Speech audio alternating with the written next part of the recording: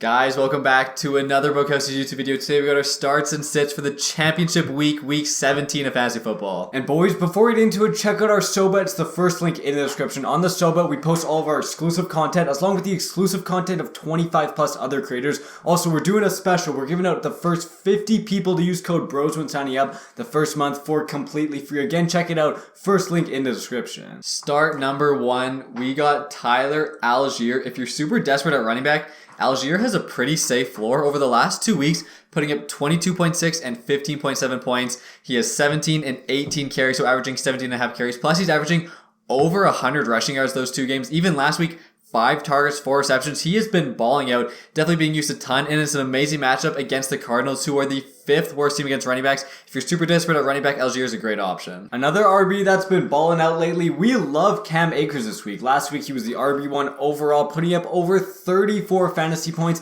and has another great matchup this week against the Chargers. Yes, they may be losing the game, but the Chargers are 25th against RBs. With Baker Mayfield in the offense, almost every single touchdown is going to Cam Akers or Tyler Higbee. Akers has clearly taken over this backfield. Kyren Williams really isn't relevant anymore. Akers, over 75% snaps played both of his last 2 games. We love him as a start if you are desperate. Next up, we got Christian Watson. This obviously all depends if he is healthy. As of right now, he's not practicing, so fingers crossed he is good to go. It's an amazing matchup against the Vikings, who are the worst team in the NFL against wide receivers for fantasy. Also, Christian Watson, when healthy, looks like the team's clear wide receiver 1 last week before getting hurt. In the first half, 8 targets, 6 catches, 49 yards, even almost had 2 touchdowns. Aaron Rodgers just kind of missed him.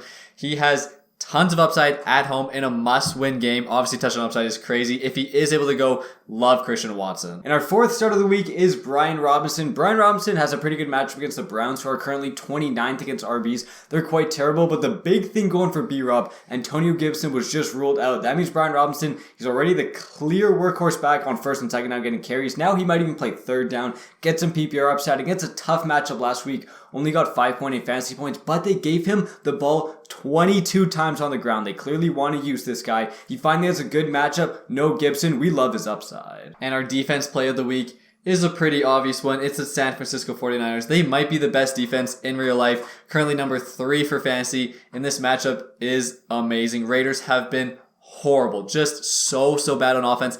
And they just put in Jarrett Stidham over Derek Carr. This offense could be putrid. Love the upside of the 49ers defense. Our last start of the week, he's burned so many people this season. It's Mike Evans. Mike Evans has looked disappointing, but the volume has been there. He's seen 8 or more targets in 4 of his last 5 games, and 3 of those 4 games has been 9 or more. He's been getting the ball a ton. He just hasn't been scoring touchdowns. We know Mike Evans, his whole career, he has been a touchdown merchant, scoring so many times, but he hasn't scored in 11 games. Plays the Panthers. Panthers are quite bad against wide receivers. I think they're number 26. Mike Evans, last time he played them, if you remember that wide open deep touchdown, he just dropped right out of his hands. Still had 15 targets in that game though. Still had over 18 points. I do like the upside of Mike. And moving on to sits. First sit, more of a temper expectations than a pure sit. It's Josh Jacobs.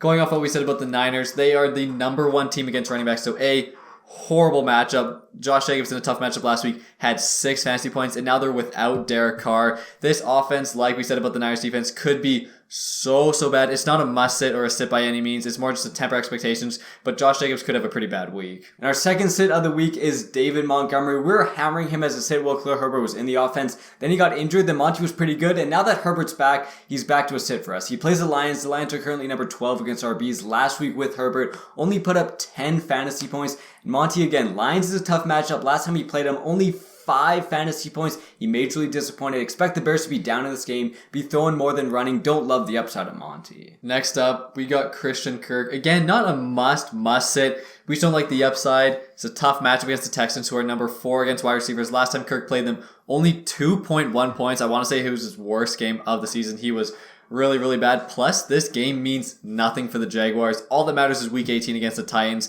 Doesn't matter if they win or lose. Yes, it's against the Texans, a division rival. So, they'll probably beat them regardless. But again, not much to play for. They're not going to be trying to run up the score or anything. Don't love the upside of Christian Kirk. Our next sit is not a must sit by any means, but we do not expect Dallas Goedert to have a great game. Last week, he came back from injury, only saw 3 targets, did get 67 yards, but 3 targets is pretty low volume. And who does he play? He plays the Saints, who are currently number 1 against tight ends. They've been great all season at guarding the position. Again, tight ends are so bad, you probably have to start them. But if you have someone on your elite on your bench that you maybe consider, do I start him, start Goddard? Don't think Goddard has a great week 17 game. And our last sit of the video is Kirk Cousins. Just don't really like his upside compared to some of the other streaming options or low-end QB1s. Plays the Packers in Green Bay, who are currently number 11 against quarterbacks, so pretty good. And again, this game means way more for the Packers than it does the Vikings. Obviously for seeding, but Packers fighting for a playoff spot in Lambeau. Plus, Kirk has been way better at home and in domes. And this game is obviously in Lambeau, outdoors. It's going to be a pretty cold game.